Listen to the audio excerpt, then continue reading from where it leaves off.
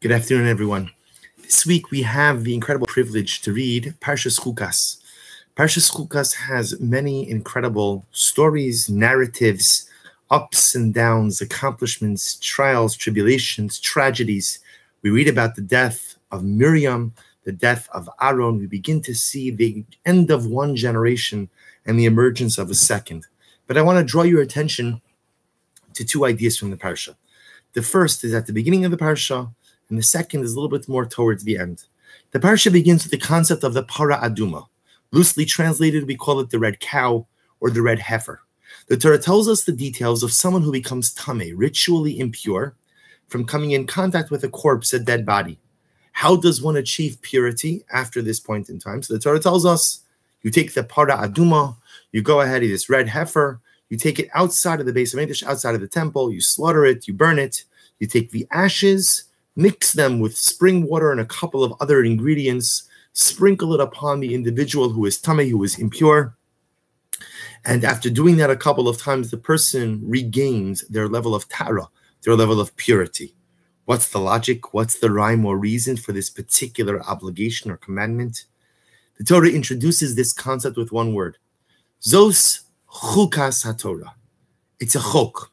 You see, my friends, in Judaism, we have different types of commandments.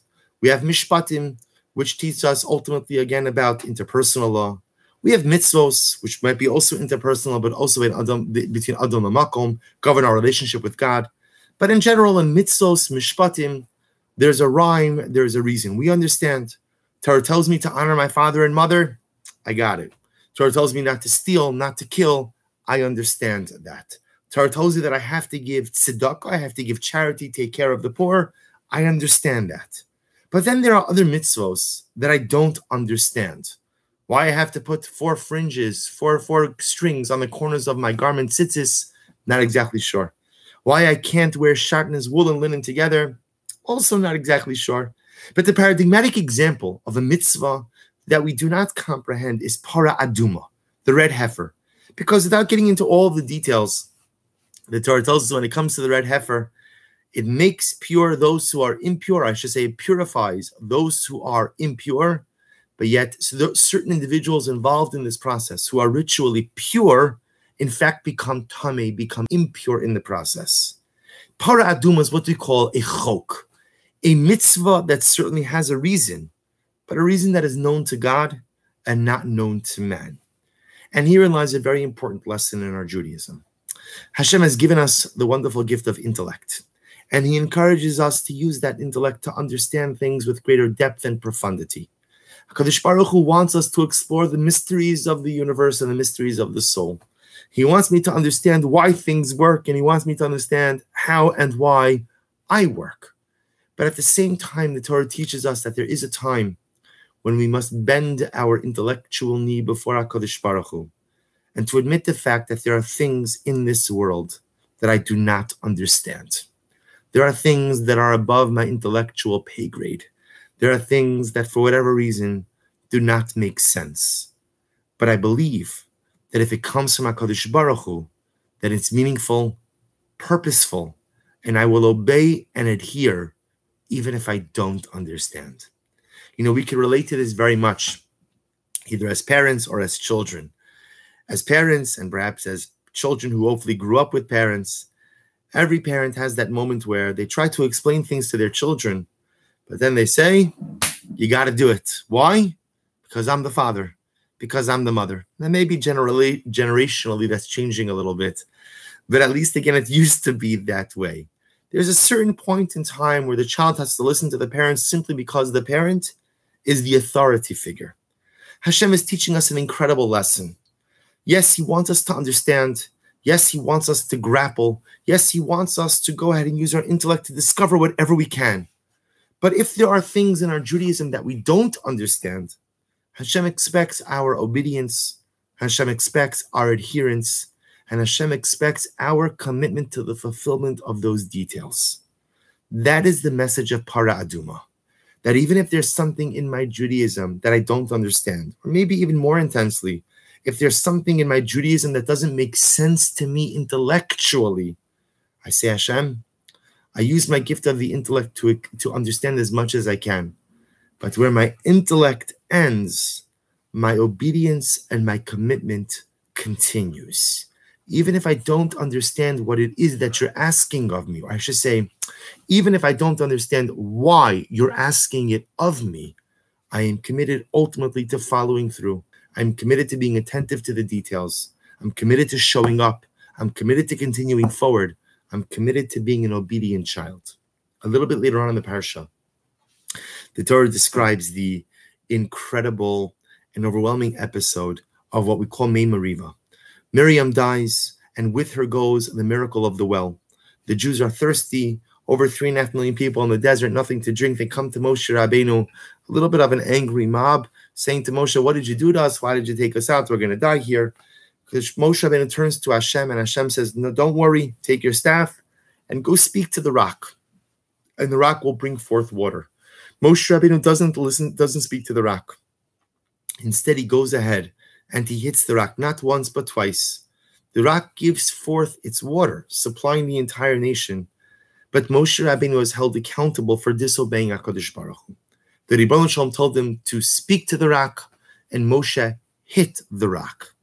And as a result, Moshe Rabbeinu was given what could only be imagined to be a most damaging piece of information. Hashem tells him that because you hit the rock instead of speaking to the rock, because you did not sanctify my name in front of the multitude of the Jewish nation, you, Moshe, and Aaron as well, will not enter into the land of Israel. And my dear friends, we have to understand what a stunning blow this must have been to Moshe Rabbeinu. All Moshe wanted was to enter into the land. All Moshe wanted was to potentially resume some type of normalcy after he handed off the reins to Yoshua. And yet here Hashem is telling him that because of one misstep, he will not enter into the land. How are we to understand the magnitude of this punishment when compared to the seemingly lack of severity of the sin? It is true, Moshe Rabbeinu made a mistake. He was supposed to speak to the rock, not hit the rock. Got it. And I understand that there has to be a ramification for Moshe Rabbeinu's mistake. But to take away his entry into the land of Israel because of this seemingly small infraction seems to be a bit intense and seems to be a bit much. How are we to understand it?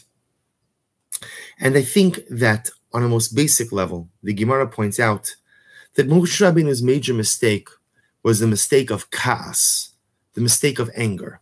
The Talmud points out that right before Moshe Rabbeinu goes ahead and strikes the rock, he says 3 words, Shimu nahamorim, listen, you rebellious ones. Moshe Rabbeinu got angry, and the Gemara makes an amazing statement. Ba lichlal kaas, ba lichlal taos. When you allow yourself to fall into the clutches of anger, you make all kinds of mistakes in life. Moshe Rabbeinu didn't need to make this mistake. He got angry at the Jewish people, and one might even argue it was justifiable anger. But once you go ahead and you get angry, you lose cool, calm, collected, rational thought, and you become a vehicle of emotion. Moshe Rabbeinu got so angry at the Jewish people that he chose to strike the rock instead of speaking to it. Ba lichlal kas, ba lichlal tos. When one falls into the clutches of anger, one makes all kinds of mistakes. There are many different situations that come up in life each and every day, and some of them really make us lose our cool. Whether it's dealing with friends, dealing with family, dealing with a spouse, dealing with siblings, whoever it might be, sometimes our interpersonal relationships test the limits of our patience and resolve. But it is our job to always keep an even-keeled temperament. It is our job to avoid falling into the clutches of anger.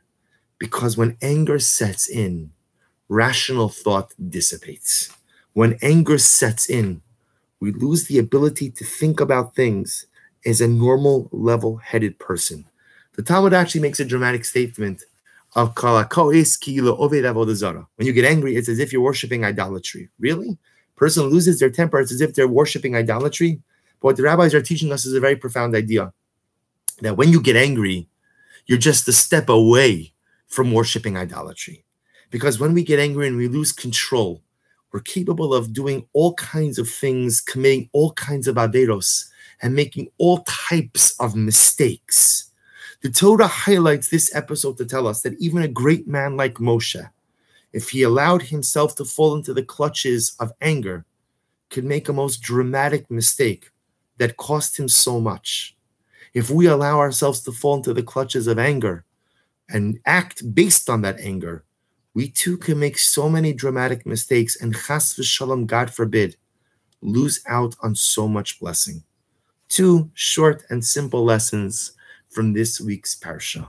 We have to learn to be good and obedient children of HaKadosh Baruch Hu.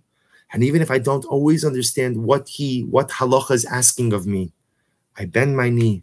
I'm an obedient child, and I will do what my Father asks of me. Second lesson, the danger of anger. Even Moshe Rabbeinu, when he allows himself to get angry, makes all kinds of mistakes and loses out on beautiful life blessings. There are many times in life where we feel warranted in getting angry. We must resist the urge. We must maintain a proper temperament. We must learn ultimately, again, how to deal with the challenging situations of life without flying off the handle, getting angry, or losing my temper. Because when we get angry, we make mistakes. And when we make mistakes, we run the risk of losing out on so much beautiful life blessing and bounty. Wishing everyone a wonderful evening and a beautiful Shabbos.